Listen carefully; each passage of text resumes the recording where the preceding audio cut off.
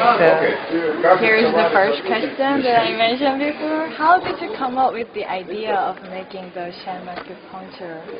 Yeah, It's quite interesting looking.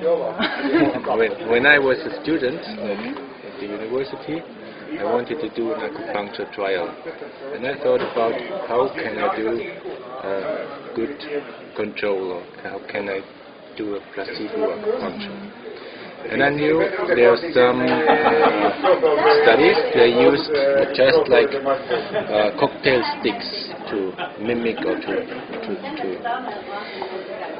do some kind of sham procedure. And I know that there are other studies they use acupuncture needles but stick it into other into points which are not acupuncture points. So both had problems, I thought. The cocktail sticks, they don't really look like acupuncture, so they are not placebo. And if you stick needles into non-acupuncture points, you have physiological effects. You have effects from penetrating the skin. So I thought there should be something which looks like real acupuncture, but which don't penetrate the skin. And so at first I take a needle and cut the needle, and so I had a blunt needle without, and I tried and said, okay, you can take it and put it to the skin, but if you, but it won't stick to the skin. And then also if you just put it to the skin, the patient might see, you just put it there, it's not going into. And so I thought about like this, stage dagger or something like they do in theater with a sword or with a dagger which moves together. And so I thought maybe you can use a needle which is going together, moving together. And so I took the needle and take it out and try to work with it, and so I found out that you can take a real acupuncture needle and you can do a sham needle from the real acupuncture needle. And then the last problem was the needle retracted, and the needle, but it didn't keep on the skin, so it fell down. Then I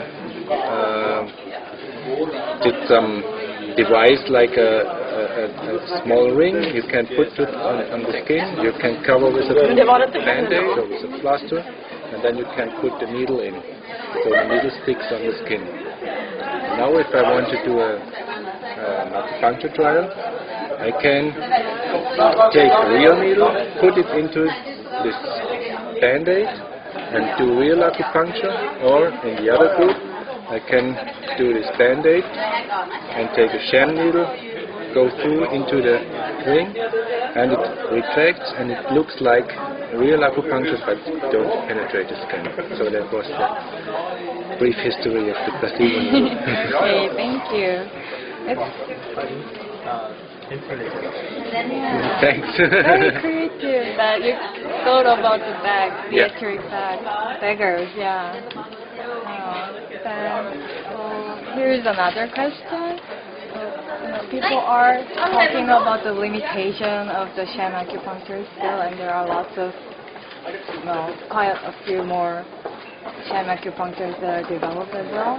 So from your view, what is the limitation of your sham acupuncture device, and do you have any ideas to improve it? One limitation, of course, is that it's only single blind. It's only possible to do single blind studies. There's no double blinding. And the other limitation is that with that needle you need a contact onto the skin, and if you have a contact with the skin, then there might be some kind of acupressure effect. On the other side, if you don't have a contact to the skin, maybe the patient or might realize that it's not real acupuncture. So there's some kind of paradox. So you don't really have a good solution for this. But at least it's one device you can use for research if you have a specific question. If you want to know if penetration of the skin is better than no penetration. Thank you very much. 다른 거 질문 혹시 있으세요? 네, 질문. Good? Okay, thank It's okay, okay. Thank you for your interest. Thank you for doing this interview with us. Thank you very Good, much. you're welcome.